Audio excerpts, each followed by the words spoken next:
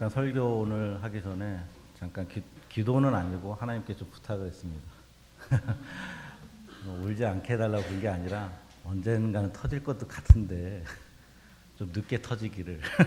처음부터 터지면 제대로 말도 안 되고 전달도 안 되고 그러면 안 되지 않냐고 그렇게 하나님께 부탁했는데 어쩔지 모르겠습니다. 하나님께서 부탁을 들으실지 모르겠고요. 그래서 손수건이 없어서 뭐 하나 예비로 준비를 했습니다. 이걸 안 쓰게 되기를 바랍니다. 오늘은 참 주제가 무거운 주제인데 어쩌면 이 무거운 주제를 구원의 이중성, 좀 딱딱한 용어 같지 않습니까? 뭐 전문 용어 같기도 하고 신학적인 용어 같기도 하고 이 설교자 제가 받은 교육을 통해서 배운 것은 이렇게 딱딱하고 어려운 주제, 많은 신앙의 선비들이 정리해둔 것들을 우리 성도들에게 일상의 언어로 풀어주는 게 이제 설교자의 역할 중에 하나라는 것입니다. 그게 오히려 더 어렵다는 것입니다. 배운 대로 그대로 용어를 써가면서 하는 것은 쉬울지 모르나 또 그 상황과 그 처지에 맞춰서 또 사람들에 맞춰서 해줘야 된다. 그 개념을 잘 설명하는 게 설교자. 그게 어떤 곳에 가든지 그걸 계속 연구해야 되고 노력해야 된다는 것이죠. 그래서 유명한 설교가 있다 할지라도 자기한테 안 하던 설교가 분명히 있을 것입니다. 근데 누가 볼 때는 너무 평범한데 어떤 사람에게는 와닿는 것도 있습니다. 그게 어떻게 보면 하나님께서 다양하게 쓰시는 방법이라 생각됩니다. 그래서 오늘 구원의 이중성이나 이 무거운 주제 좀 복잡하고 머리 아플 것 같은데 이걸 어떻게 나도 이해하기 쉽고 여러분도 이해하기 쉽고 그런 얘기를 설교를 어떻게 할까 고민을 많이 해봤습니다. 오늘 빌레몬서는 딱 한 장입니다. 제가 평신도 때 어떤 성경 공부반이 있으면은 각 권마다 성경 공부하는 프로그램이 있거든요. 그런데 처음 이젠 시험 삼아 주는 게 이제 빌레몬서입니다. 왜냐하면 가장 짧기 때문에 딱 한 장이기 때문에 이걸 한번 우리가 하는 방식대로 연구해 보자. 맛보기를 하고 그 다음부터 점점점 분량이 많은 성경이 올라가는데 빌레몬서를 간략하게 배경을 얘기하면은 빌레몬은 바울 사도가 친분이 있는 어떤 그 시대 로마 시대에 어떤 그 지위가 높은 사람이거나 아니면 돈이 많거나 주인 여기 오네시모라는 사람이 나오는데 오네시모는 종의 신분이고 빌레몬은 그 오네시모의 주인입니다. 그런데 이 오네시모가 빌레몬의 종으로 있다가 뭔가 돈인가 이런 거 훔쳐서 달아났어요. 그냥 막 옛날에 어떤 드라마 추노 아시죠? 그러니까 도망간 거죠. 추노처럼 그 시대에도 노예는 잡히면 죽여도 상관없다고 합니다. 돌려보내는 것도 맞고요. 그러니까 도망갔는데 어떻게 하나님의 인도하심인지 그런 내용은 성경에 없지만 바울 사도를 만나서 바울의 제자가 되고 다시 바울이 오네시몬을 다시 그 주인에게 빌레몬에게 보내면서 쓴 편지가 이 빌레몬서입니다. 빌레몬서는 또 옥중서신입니다. 그러니까 옥중에 오네시몬을 만난 것입니다. 어떻게 자유롭게 뭐 회당에서나 어디 모임에서 교회에서 말씀을 선포하고 이러다가 만난 게 아니라 바울사가 옥중에 있을 때 오네시몬을 만나서 오네시몬 변화를 받은 뒤에 이제 간 내용입니다.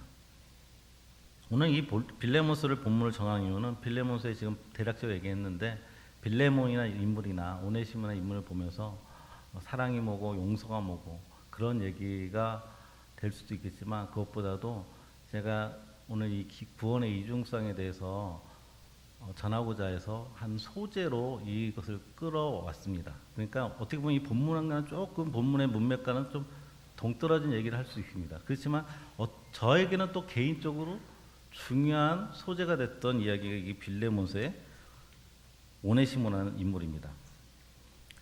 여기서 중요하게 여겨야 될 단어가 바로 종이란 단어입니다. 종, 노예. 지금은 자유로운 세상 그리고 또 평등한 세상이기 때문에 종이란 노예라는 것을 그렇게 연상하기 그 시대의 종이란 노예를 연상하기 힘들지만 가끔가다 해외 토픽이나 아니면은 뭐 사회 시사성 얘기 보면은 이 자본주의 사회의 노예가 됐다. 사회의 노예 됐다면서 그렇게 표현도 하고 있는데 한번 그 시대 때 노예는 어땠을까요? 정확하게는 저도 잘 알지 못합니다. 뭐 보더라도 그 심정을 어떻게 알겠습니까? 아니면 또 비슷하게 우리나라의 어떤 과거 사극의 드라마에서 종이나 노인은 어떤 생활을 했을까요? 저는 개인적인 이야기를 좀 여기서 먼저 하고자 합니다. 제가 몇 분에게도 얘기한 적도 있고 가끔은 여기서 얘기한 적이 있는데, 젊은 시절 제가 혼자 예수를 믿었습니다. 예수를 믿으면서 꼴에 이제는 뭐 법학과를 다녀서 그래, 법을 통해서 하나님께 어떻게 영광을 돌려야지, 막 CCC나 이런 선교단체에서 전공도 하나님께 그냥 전공한 게 아니다, 그걸 잘 살려라. 그러니까 그러면은 그래, 지금은 없어진 사법시험을 봐야겠다. 사법시험 돼서 패스를 해서 그건 나의 영광이 아니야. 그래서 하나님께 구하고 또 영향력 끼치는 자리에 가서 진짜 이 예수님의 복음을 제대로 더 효율적으로 전해야지. 그러면서 기도를 하면서 몇 번을 보고 떨어졌죠. 보통 사법시험은 보통 저희 학교는 명문대는 아니지만 붙는 선배들 보면 한 6수, 7수 이 정도 보통 그래 붙더라고요. 그러면 나도 그 정도 안에 붙어보면 되겠다 해서 한 2번, 3번 떨어졌을 때, 근데 저희 집이 이제 경제적 부도가 일어났습니다. 부도가 일어나서 먹고 살아야 되잖아요. 요즘에도, 그때도 그렇고 요즘에도 그렇고 공부하려면 돈이 필요하다는데, 진짜 과거의 과거는 밤잠 안 새면서 개천에서 용나듯이 어떤 구두 닦기, 그런 글도 있거든요. 구두 닦기가 사법시험 붙고 뭐 이런 얘기를 보면서 그랬지만, 제가 공부할 시절에는 그런 시대는 건너갔고 지금은 더 건너갔고 그런 시대가 됐습니다. 그래서 몇 번의 도전을 한 2-3번 하고 아직 한 2-3번 안에 더 뭐가 결과 있으면 좋겠다는데, 이제 시험 준비도 못할 환경에 있는 거죠. 어떻게든 이제 입에 풀칠하는 환경이 됐습니다. 저만 풀칠해야 되는 게 아니라 저희 가족들도 이제 풀칠을 제가 해드려야 되기 때문에, 제가 직업이라는 걸 상상했을 때 꼭 사법시험이 아니더라도 변호사, 검사가 아니더라도 이것도 괜찮고 공무원도 괜찮고 어떤 대기업도 하면 어떨까 하면서 이런 상상을 하게 되지 않습니까? 제가 어떻게 될지 모르니까. 근데 전혀 상상도 못했던, 비스무리한 것도 한번 생각해보지 않았던 보험 판매를 하게 됐습니다. 그 시절에 대학생, 졸업생이 또 꼴에 또 대학원까지 또 석사학위가 있는 사람이 보험 판매하라는 게 세상에 신기해 보인다 봅니다. 아무튼 그래도 그거 학력이 영업을 많이 하게 해준 거 아닙니다. 학력 좋다고 막 사인해 주니까 아닙니다. 그러니까 처음 영업을 시작하는데 이제 조금씩 이제 수당이라는 걸 쌓아가야 되지 않습니까? 어느 정도 쌓일 때까지는 안정된 경제적 생활 못 하는데, 제가 강남의 사무실 집까지 걸어서 한 시간 반 정도 됩니다. 그 거리를 퇴근 시간에, 보통 퇴근 시간이 영업이니까 10시 전후거든요.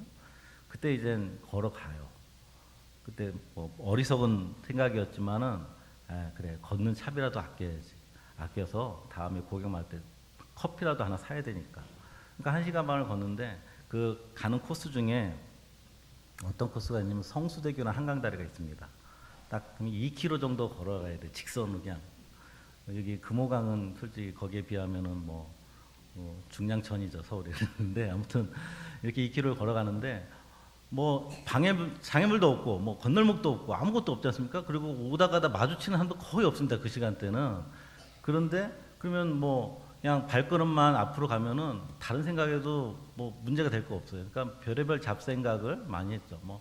어떻게 보면은 신앙적인 묵상도 있지만, 어떻게 하면 이런 생각, 저런 생각, 내가 왜 이렇게 영업을 못할까, 아니면 어떻게 먹고 살아야 되나, 계속 그때 빚이 산더미까지인데 이 빚을 매달 이렇게 갚아서 몇 년이 걸리나 했느니 늙어 죽을 때까지도 안 되고, 난 결혼이나 할 수 있을까, 이런 것들, 별 생각을 다리 건너면서 2km를 건너면서 매일마다 하게 됐죠. 어떤 사람 그러죠. 그거 왜 멍청하게 걸어가냐, 그거 퇴근할 때 차비 쓰고 더 독하게 영업하지, 이렇게 하는데 그 독한 마음이 없었나 봅니다. 그때 제가 처한 상황을 여러분이 지금 듣고, 한강 다리를 그 상황에 처해 있는 저 청년이 걷고 있다고 한번 상상해 보십시오. 제 처한 상황을 다시 한번 설명해 드릴게요. 집은 망하고 학력과 전공과 전혀 상관없는 일을 그저 살기 위해서 하고, 그것저것 수입도 마음대로 늘지도 않고, 사랑하던 이도 떠나고, 제 아내도 알고 있지만 7년 그 인물을 아는 게 아니라 이런 이야기를 알거든요. 아무튼 7년 동안 사귀었던 이도 떠나고, 하나님을 위해 살려고 했던 모든 계획이 무산됐어요. 하나님에서 뭔가 하겠다고 의욕을 가지고 했는데 다 막혔잖아요. 뭐 되는 게 없습니다. 이러한 처지와 내용이 있는 사람이 그 한 야밤 11시 전후에 돼서 한강다리 터벅터벅 축 처지게 걸어가고 있어요. 만약 그 내용을 알고 있다. 그게 영화의 한 장면이다 하면은 저 사람은 그 다음에 어떻게 할까? 떨어져 죽지 않을까? 그런 게 상상되지 않습니까? 그런데 신기하게 저는 그런 생각 한 번도 해본 적이 없어요. 딱 멈춰서 저기 물에 들어가면 어떨까? 근데 그 생각이 전혀 안 났어요. 그렇다고 뭐 기뻐서 그런 게 아니라 그냥 걸어가는 거였어요. 삶이 힘들고 어려워도 죽고 싶다는 생각이 나지 않는 제가 내 자신이 난 왜 그런 생각이 안 들지? 뭐 여기 보면 다 죽고 싶다고 그러는데 그때 또 제가 비슷한 시기에 대리운전을 했거든요. 새벽에 대리운전하면 막 술 취한 그 차주가 죽고 싶다 뭐 세상 뭐 이러는데 나보다는 잘 사는 것 같은데 차도 좋은데 그런데 왜 그러지? 뭐 근데 그런 생각이 들어요. 내가 이상한가 봐. 내가 그렇게 감각이 없나? 세상은 다 고통스러운데 나는 왜 고통을 못 느끼고 그렇다고 엄청 기쁜 것도 아니에요. 힘든 거 힘든 건데 왜 이러지? 지금 와서 생각하면은 하나님이 붙들으심과 하나님께서 나한테 은혜 주심이라고 저는 고백하고 있습니다. 그 다리를 건널 때 수많은 생각할 때 희망보다는 절망하는 것이 많지만 살 이유가 구체적이진 않아요. 내가 여기서 어떻게든 벗어나서 한번 보란 듯이 나 성공했어. 힘들지만 해서 그런 욕심도 없었고 야망도 없었고 뭐가 있긴 해. 뭐가 사는 이유가 있긴 있을까. 그래도 조금의 신앙은 있었기 때문에 그렇게 살고 있었습니다. 근데 어느 날 한강다리를 건널 때 혹시 나보다 더 어려운 사람 당연히 있지. 그렇지만 그 어려운 사람이 있지 이렇게 막연하게만 생각했지 도대체 구체적으로 누가 있을까라고는 생각을 별로 안 했어요. 근데 한번 구체적으로 한번 상상해 보았습니다. 나보다 더 어려운 사람을 구체적으로 그려봤어요. 그래 나 돈 없어. 그러면 돈 없는 사람 나보다 더 불쌍한가? 그것도 아니야. 아니면 난 건강해. 근데 병든 사람? 그리고 난 그래도 가족이 있어. 가족 걸어가서 안착이 쪽방에 들어가는 게 이제 그래도 가족이 있잖아요. 가족이 없는 사람도 있고. 근데 다시 정리하면 돈 없는 사람, 병든 사람, 가족 없는 사람. 이 사람이 나보다 더 불쌍한가? 그런데 돈 없는 사람은 돈 벌겠다는 희망이 있으면 그렇게 불쌍하지 않습니다. 병든 사람, 병 나을 수 있다는 희망을 가지면 불쌍하지 않습니다. 그리고 가족이 없는 사람, 결혼해서 가정 꾸린다면은 자기가 꼭 원하고 사랑하는 사람이 아니더라도 꾸린다면은 자녀도 낳고 가족이 이룬다는 희망이 있습니다. 그렇기 때문에 공통적인 희망이 있다면은 이들은 그렇게 저보다 불쌍한 사람이 아니죠. 분명히 있을 텐데 어떤 사람일까 더 한번 생각해 봤습니다. 근데 그래서 희망이라는 단어에 또 이제 집착해서 희망을 가질 수 없는 사람. 오늘 말했던 오네시모와 같은 사람. 자기가 돈을 벌어도 자기 게 아니에요. 자기가 건강해도 일하는 게 자기 게 아닙니다. 그리고 자기가 결혼도 자기 마음대로 못하고 자녀를 낳아도 자기 게 아니에요. 자기 목숨도 자기 게 아닌 게 그 시대의 노예라는 것이죠. 뭐 로마 시대의 학자들은 노예도 여러 종류가 있다고 합니다. 이런 했는데 그냥 우리가 보편적으로 그래 생사 여탈권 재산권까지 모두 다 주인에게 맡기는 그걸 한번 연상해 보시기 바라겠습니다. 그러한 종이나 노예가 무슨 소망이 있을까? 아까 말했던 병든 사람, 어떤 사람 다 희망이 있는데 예? 종이나 노예가 예수를 믿으면 무슨 소망이 있을까? 예수를 믿는다고 해서 주인이 자유하게 합니까? 예수를 믿는다고 해서 그래 너 이제 네 재산이야. 예수를 믿는다고 해서 네 가족이야. 네 거야 하는 거 아닙니다. 그대로 노예 종으로 살고 있습니다. 만약 하나 생긴다면 그거죠. 적어도 죽어서 평등한 하나님이 똑같게 대우해주는 천국에 가는구나. 그 소망만은 없다. 그 소망만 가질 수 있을 뿐 세상적인 소망은 변화가 되지 않습니다. 여전히 이 땅의 삶에서는 어떠한 희망도 허용되지 않는 삶. 그렇다면 이러한 종이 예수님 믿고 천국 소망이 생기면 이 땅에서 더 열심히 살려고 하는 게 생각의 논리일까요? 죽으면 저 천국이라는 데가 있고 내가 진짜 이제 믿어. 그럼 내가 이렇게 고생해서 내 것도 아닌데 난 희망도 없는데 소유도 내 것도 아닌데 뭐하러 이 땅에 살지? 그런 생각 안 들까요? 한국은 하루빨리 천국에 가고 싶은 생각 안 들까요? 천국에 빨리 가고 싶을 것입니다. 천국에 빨리 가고 싶어 죽고 싶은 마음도 생기셨을지도 모르겠습니다. 우리도 삶의 과정에서 아까 제가 다리를 말했듯이 하나님, 기도까지는 아니더라도 이렇게 궁시렁 대본 적 없습니까? 하나님, 제가 자고 눈 뜨면 하나님과 함께 하늘나라에 있고 싶어요. 어려울 때 그런 고백이라보다 그런 말 되뇌져 본 적 없습니까? 본문의 오네시모는 자신의 종되신 분이 싫어서 주인인 빌레몬을 내 재산을 훔쳐서 도주한 인물입니다. 그러한 인물이 예수님을 믿고 그 주인한테 돌아갑니다. 돌아가는 게 맞는 겁니까? 제가 알고 있는 그때만 해도 알고 있는 신앙적인 지식으로 하면은 나도 이제 구원 받았는데 뭐하러 돌아가? 그냥 이 주인도 모르고 발길 닿지 않는 곳에 나 혼자 가서 내가 하나님 예수님 믿는 신앙생활하면 되지 않을까? 굳이 왜 돌아가? 그들 외면하고 난 구원 얻었는데 이미 뭐 그들이 날 욕한들 뭐한들 용서한들 안 한들 상관없이 난 구원 얻었어. 그 죽을 때까지 노예로 사는 게 아니라 죽을 때까지 방황하더라도 나그네서라도 자유인을 할 거야. 이런 마음이 들지 않을까요? 우리의 삶이 지쳐 낭망할 때 한탄처럼 오늘 잠이 들고 눈을 뜰 때 하나님께서 나를 데려가서 저 천국에서 눈 떴으면 하는 생각을 가지고 이 땅의 고통과 슬픔을 건너뛰어서 바로 천국에 갔으면 하는 생각을 가진 적이 없으신가요? 우리는 빌레몬서를 보면서 오네시모를 용서한 빌레몬의 신앙을 주로 다룹니다. 하지만 오네시모는 그저 용서를 구하는 잘못한 종으로만 여길 때가 많다는 것이죠. 어쩌면 바울에 기대서 용서받는 어떤 염치 없는 사람처럼 보일 수도 있다는 것입니다. 그렇지만 바울이 권한대로 순종하여 간 사람입니다. 어쩌면 빌레몬이 용서 못하고 너 그래도 아무래도 안 되겠어. 너 처벌받아야 돼. 그래도 할 말 없는 상황인데도 바울이 가라는 그 말만 가지고 순종하며 갔다는 것입니다. 어찌 보면은 염치 없는 사람이 아니라 순종의 사람인 것입니다. 그리고 이 구원에 대해서 또 얘기할 때 이중성이라 얘기했지 않습니까? 그래서 방금 제가 말씀드렸던 나 구원 얻었는데 다 상관없어. 빨리 하나님과 하늘나라에 가고 싶어. 이런 생각은 어쩌면 구원이라는 것을 그의 종착역으로 본다는 것입니다. 구원이 전부 다인 것입니다. 구원 받는 순간이 모든 것이 끝나는 것입니다. 그것이 바로 우리가 종종 욕하는 이단적인 사설입니다. 구원이 끝이라는 것이요. 더 살 필요도 없는 것입니다. 이미 구원받았는데 용서받으면 어떻고 또 받지 않은데 어떻겠다고 생각하며 자기도 모르는 곳에 사는 것들. 구원받으면은 모든 것이 이제 끝난 거예요. 이제 나는 상관없어요. 나는 어떻게 살든 상관없어요. 그게 구원파 아닙니까? 근데 꼭 구원파만 아니더라도 우리 안에 이 구원의 두 가지 의미를 제대로 균형 있게 모른다면은 이렇게 즉각적인 구원, 믿자마자 얻는 구원이 전부이냐, 아니면 그게 많은 영의 차이냐 이렇게 해석하고 신앙을 전체적으로 해석한다는 것이죠. 예수를 믿으면 구원을 얻고 그 이유는 하나님이 주시는 복과 평안만 있다면 예수 믿고 난 신자의 삶에 고통과 고난의 연속이 없어야 하는데 그러길 바라는데 오히려 예수 믿고 난 다음에 고난이 없습니까?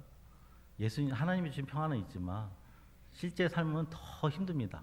왜냐하면 예수 믿기 전에는 양심에 꺼릴 게 없는 어떤 기준과 방식들도 예수 믿고 난 다음에 하나님 기준에서 더 엄격하게 해야 되기 때문에 그 갈등, 그걸 지키냐 안 지키냐는 둘째치고 그 갈등 생기는 것만 해도 우리에게는 무진장한 고난인 것입니다. 고통이죠. 실제로 예수를 믿기 전보다 더 힘든 삶을 사는 게 우리들입니다. 예수를 근데 이럴 줄 알았으면 내가 왜 믿어야 되지? 예전에 그랬다면 예수 믿기만 하면 뭔가 잘 풀려. 잘 될 거야. 그렇게라도 교회 데리고 와서 나중에는 또 정착하는 분도 있죠. 그래서 후에 잘 교육받아서 그게 아니었구나를 깨달으면 참 은혜입니다. 근데 오래 다녀도 예수 믿으면 다 잘 될 거야. 아직도 그걸 부여잡고 계속 거기에 매달릴 때 위험할 수 있다는 것이죠. 만약 우리 기독교가 예수를 영접하고 구원을 얻은 것이 신앙의 종착지고 끝이라 한다면 구원을 얻고 난 뒤에 굳이 열심히 신앙생활을 할 이유가 없을 것입니다. 이미 구원을 얻었고 확신이 있는데 다 된 것이냐고 생각하기 때문입니다. 이제 천국 갈 일만 남았는데 달리 열심히 신앙생활을 할 이유도 없다고 여겨질 것입니다. 그렇다면은 또 한 가지 질문, 의문점. 그러면은 저기 우리가 이단이라고 얘기하는 종말이 온다고 얘기하는 또 아니면 시한부 종말론자들 구원 얻었다고 해서 막 사는 거 아니지 않습니까? 그런 분도 있지만 어떤 분들은 더 열심히 윤리적이고 도덕적이고 사람을 위해서 선행하는 사람도 있습니다. 근데 문제는 그들이 왜 그렇게 하느냐, 그 마음의 동기가 중요하다는 것입니다. 그들이 주로 그거에 연관돼서 얘기하는 게 당신은 구원 얻었어. 종말이 와. 그러니까 종말 오기 전까지 여러분들은 상급을 쌓아야 돼. 그 상급을 쌓는 방법으로 전도나 선행을 얘기하는 것이죠.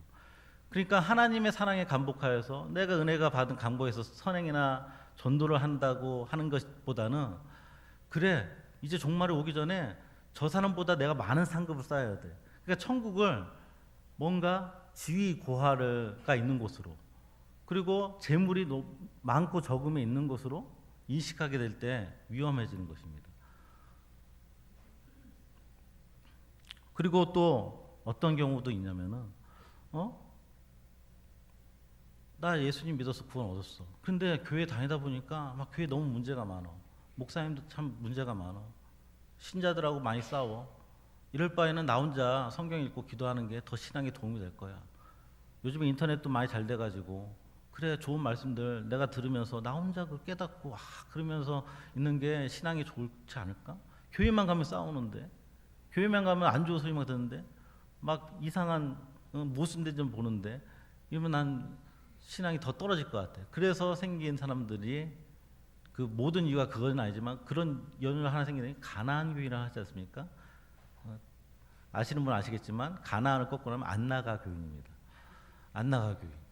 그러니까 지금 구석에서 나는 예수 믿는 걸 확신하지만 교회는 안 나가는 사람들, 나가봤자 내 신앙에 더 방해만 된다고 생각하는 사람들, 오히려 혼자 성경 읽는 게 나의 신앙에 더 도움된다는 사람들이 점점점 많아지고 있습니다.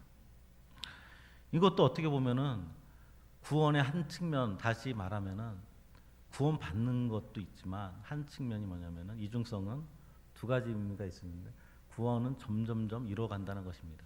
다시 말하면 과정이 있다는 것입니다. 시간이 필요하고 경험이 필요하다는 것입니다. 그것도 하나님이 원하시는 것입니다. 우리가 지금 그걸 알면서도 교회 나오는 것이 뭡니까? 교회 나와서 왜 지지고 볶아합니까? 그 과정을 하나님께서 요구하시기 때문입니다. 그 과정을 겪으라는 것입니다. 그 과정을 겪지 않는다면 안 된다는 것입니다. 이러한 생각은 구원의 즉각성만 인식할 뿐 구원의 점진성, 즉 이루어지는 과정이 있음을 잘 모르거나 알아도 그 과정이 너무 힘들거나 괴로울 것 같은 생각에 외면하는 것이죠. 이것에서 조금 더 쉽게 한번 생각해 봤습니다. 첫사랑에 한번 비유하고 싶습니다. 아까 첫사랑이 나왔지만 첫사랑 할 때 그 설레임과 떨림 다 기억하시죠? 아니면은 결혼할 때 그 신혼의 달콤함 기억하시죠?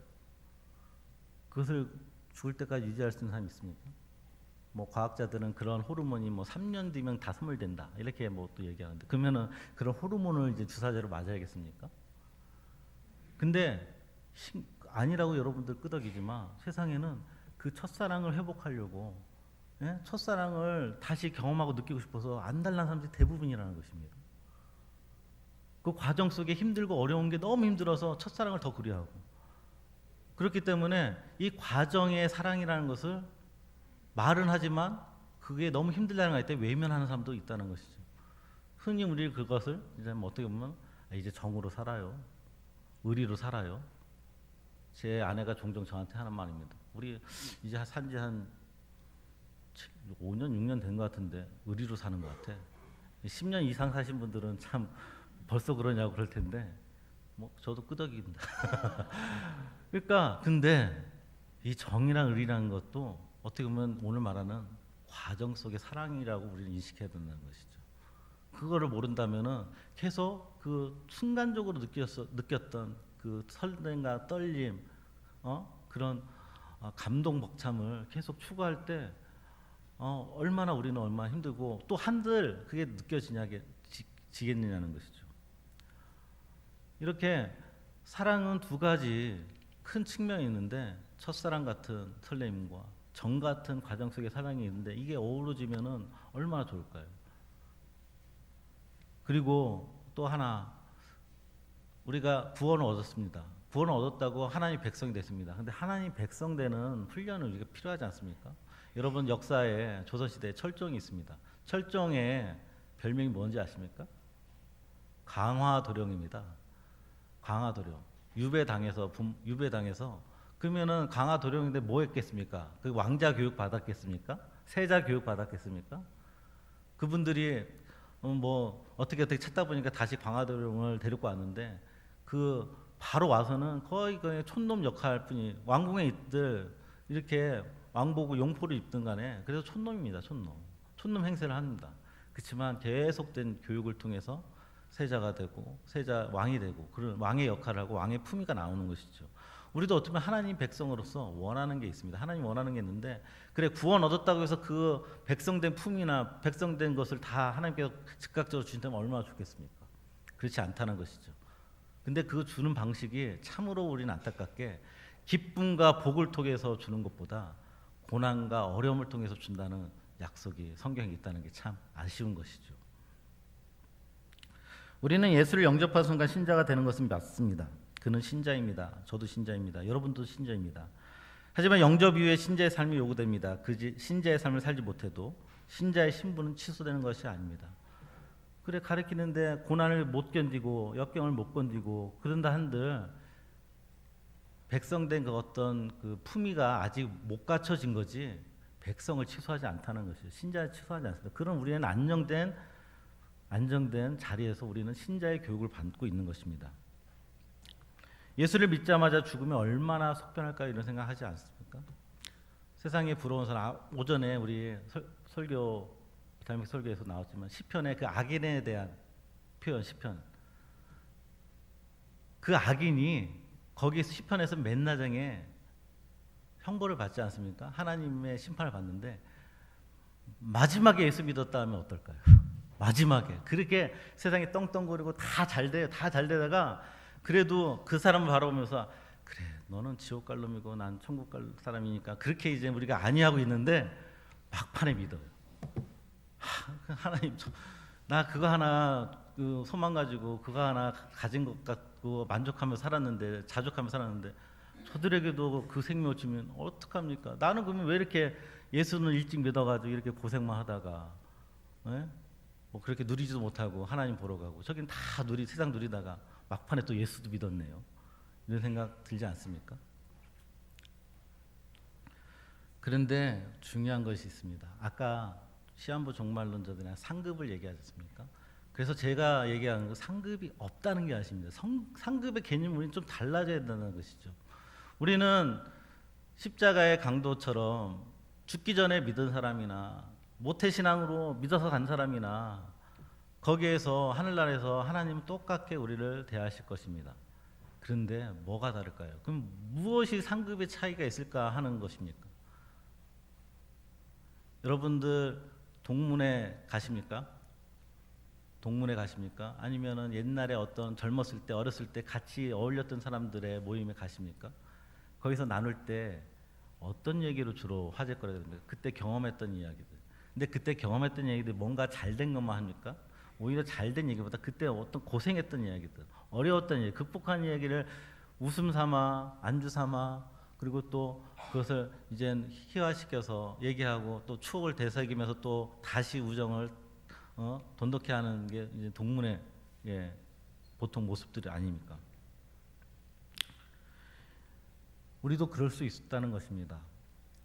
만약에 강도처럼 죽기 직전에 일본에 예수 믿은 사람은 하늘에 가서 하나님하고 영원히 살 텐데 무슨 대화를 할까요? 하나님 불러서 너 나하고 동행했냐 했을 때 뭘 할까요? 그 얘기보다는 그래 너 예수 믿기 전에 이거 했지 저거 했지 이런 얘기만 하죠. 그게 뭐 창피하거나 하는 게 아니라 그것도 은혜죠. 그랬는데 내가 이렇게 구원받았습니다. 은혜가 되겠지만 만약에 정반대로 예수님 일찍 믿어서 항상 힘들게 살다가 이제 가신 분이 있다면은 그래도 예수님께 나오고 하나님께 나오고 예배드렸던 사람한테 하나님 불러서 뭐라고 얘기할까요? 그래 너 힘들 때 어려울 때 나 찾았지.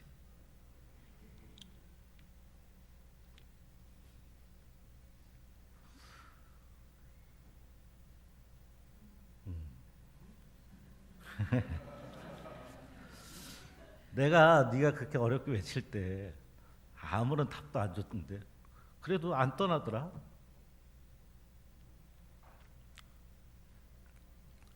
그런 대화를 천국에서 영원히 할 것입니다.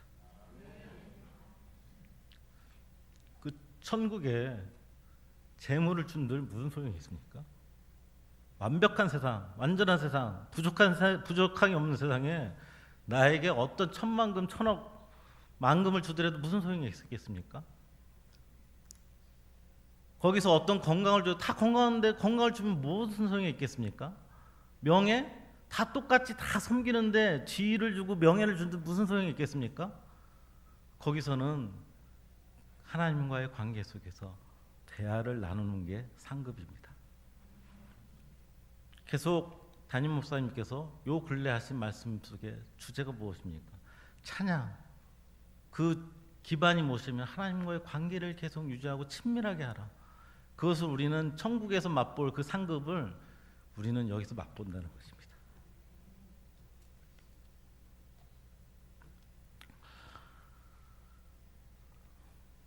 우리의 신앙생활이 영접하는 순간 그 기쁨만 계속되기를 원한다면 신앙은 얻었지만 신앙 성숙의 길로 들어가지는 못할 것입니다. 신앙 성숙의 길에는 순간순간 하나님이 주시는 기쁨과 복이 있지만 그보다 더 많은 슬픔과 고통이 있다는 것을 몸소 체험하고 계시기에 저뿐만 아니라 여러분도 잘 알고 있을 것입니다. 문제는 신앙생활을 하면 고통이나 슬픔 그리고 고뇌가 점점 들어야 한다는 생각이 있기 때문에 신앙 성숙의 과정이 더딘 것입니다. 이 고통과 고난이 당연하다고 여겨야 되는 것입니다. 하나님은 이 슬픔과 고통을 통해 우리를 연단하여 구원을 이루어 가기 때문입니다. 제가 종종 아내와 대화할 때 초를 치는 내용이 있습니다. 아내가 뭔가 좋은 일이 있습니다. 뭐 준미 때문에 좋던 교회 생활에서 어떤 좋은 일이 있어서 막 기쁘다고 아니면 가끔 가다가 생각지도 않은 돈이 생겼다 하면 좋아하고 그래요. 그런데 제가 그때마다 매번 그렇지 않지만 초치는 내용이에요. 지금 이 기쁨이 가장 큰 기쁨일 수 있어. 나중에 내가 개척하거나 단독 목회하면은 되게 힘들 거야. 그러니까 많이 느려. 이러면은 막 기뻐하다가도 에이 그런다고요. 그러면 그러니까 제가 이런 말을 한다고 해서 막 항상 어둡거나 비판적인 이런 게 아니라 힘들게 사는 게 당연한 거다 그렇게 하는 게 아니라 막 기쁨을 누리는 게 사치다 그런 것이 아니라 있는 그대로 기뻐하고 즐거워하는 것을 못하는 성격 때문에 그런 것이죠. 어쩌면 미리 어려운 것을 대비해야지 하는 걱정의 말일 수도 있다고 생각됩니다. 아무리 기쁜 일이 많은 사람이라도 어려움의 시간보다 많지는 않습니다. 신자라고 해서 크게 다르지 않습니다. 기쁘지 않고 만족하는 삶이 작다고 해도 살고 있다는 것만으로도 중요한 것입니다. 그 살고 있는 시간 속에 하나님은 우리를 빚어가는 것입니다. 세상 속에 빛나는 작품으로 빚어가시는 것이 아닌 하나님 보시기에 심히 좋았더라 하는 작품으로 하나님의 백성으로 빚어가는 것입니다. 성도 여러분 힘드시죠? 어려우시지요? 해도 풀리는 것보다 꼬여가죠. 지금 당장은 왜 일이 힘든지 그 이유도 모르겠죠. 이유라도 알면 어떻게 해결책을 쓸 텐데 너무 힘들어. 모르겠어. 하지만 하나님을 믿는다면 그리고 내가 하나님의 백성이라고 확신한다면 언젠가는 이 모든 한탄과 어려움 그리고 풀리지 않을 것 같은 질문들을 하나님이 풀어주실 것을 믿으시기 바랍니다. 제 얘기를 좀 초반부에 했습니다. 예전에 제가 결혼 전에 어떤 질문하거나 이런 게 있어요. 인생의 가장 행복했던 시절 언제냐 하면 저는 언제냐면은 주로 계속 썼던 게만요. 우리 부모님이 믿었을 때입니다. 그런데 그때는 순간이죠. 근데 지금에서 그런 질문을 한다면은 결혼 이후라고 쓰겠습니다. 쭉 아까 초치듯이 언젠가는 이 기쁨이 언젠가 사라질지도 모른다는 두려움도 있지만 누가 이런 얘기하면은 세상 안 믿는 사람들은 그래 부인 잘 만났어 이렇게 하겠지만 그게 아니라 하나님이 그냥 저와 와이프의 또 가정 속에 해주신 일들이기 때문에 기쁨을 누리고 있다는 것입니다. 우리 기독교는 시원하게 풀어주는 사주팔자가 아닙니다. 또 어려울 때 언제나 풍족하게 도와주는 자선단체도 아닙니다. 우리 기독교는 하나님 믿고 어떠한 상황에서도 하나님께 순종하는 것을 말하고 배우는 진리인 것입니다. 하나님과 함께 나누는 대화 상급을 여러분들 가지시기 바랍니다. 가질 수 있는 시기를 놓치지 않기 바랍니다. 여러분들 어려울 수 있습니다. 하나님께 나와서 기도하시고 말씀 보시고 말씀 볼 때마다 언제나 즉각적인 답을 해주지 않더라도 보시기 바랍니다. 아까 말씀드렸듯이 내가 너 외면하고 하나님께서 내가 널 모른 척하여도 너는 계속 나와서 나한테 부르짖고 찬양하고 너무 사랑스럽더라. 너무 아름답더라. 내가 너 나중에 천국 오면은 꼭 알아주리라.